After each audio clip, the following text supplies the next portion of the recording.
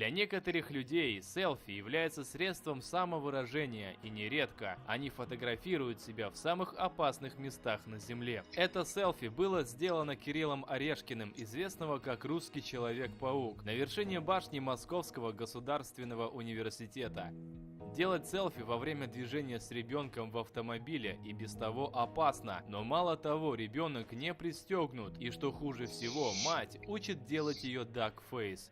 Эверест является самой высокой горой в мире, и более 200 человек погибли, пытаясь подняться на нее. На фотографии Дин Карриер на самой вершине горы. Позади него лежат знамена всех, кто до нее дошел. Фотография была сделана блогером по имени Жустин. Парню явно не по себе, ведь его голову жует верблюд, да и дыхание, я думаю, у него не свежее. Этот парень выглядит печально. Я не уверен, пытался ли он застрелиться, но кто знает, может он хотел нажать на курок. Селфи, о котором знают многие. Парень лицом к лицу встретился с торнадо. Видео с его участием имеет более 11 миллионов просмотров. Однако, селфи является не настоящим, а частью маркетинговой кампании. Сейчас редко найдешь того, кто не знает об этом селфи. На заднем плане кровожадная белая акула, которая вот-вот сожрет парня. Однако это селфи является не настоящим, а сфабрикованным с помощью фотошопа. Кстати, на фотографии изображен солист группы Fall Out Boy. Этот парень выглядит удивительно спокойным, когда в самолете полно дыма и возможно возгорание. Но на самом деле кондиционер самолета дал сбой, и это обычный холодный воздух. У самолета отказали двигатели, и пассажирам ничего не оставалось делать, как прыгнуть в воду. Перед вами Фернанд Пуэтнос, один из выживших и запечатливших этот момент. Японский астронавт Аки Хашида сделал селфи в космосе. На заднем плане ярко горит наше солнце.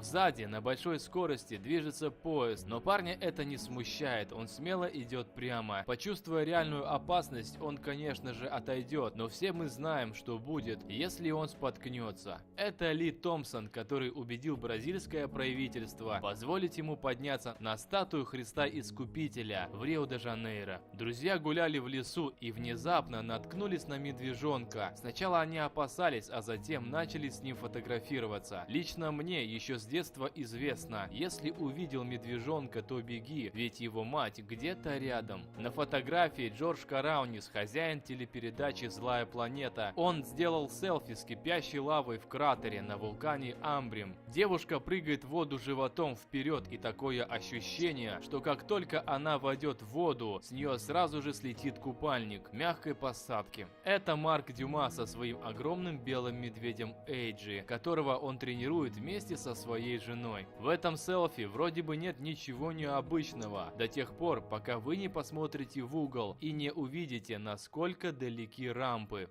Перед вами Кевин Ричардсон со своим львом по кличке Рейнджер. Кевин является профессиональным тренером животных. О следующем селфи тоже немало кто знает. Акула вот-вот раздавит голову мужика. Однако это нашумевшее селфи тоже является подделкой. Это Александр Ремнев со своим другом в Дубае на вершине Принцесс Тауэр, самого высокого жилого здания в мире. Вы можете подумать, что это селфи очередная подделка и акулы там нет. Однако это селфи все же является настоящим. Существует специальный подводный лифт, куда акула не сможет попасть. Такими лифтами часто пользуются туристы. Джаред Фрэнк, снимая себя в наушниках на камеру, не заметил ехавший транспорт, и водитель решил, что его лицо заслуживает ботинка. Даже когда Джаред почувствовал удар, он все равно продолжал снимать.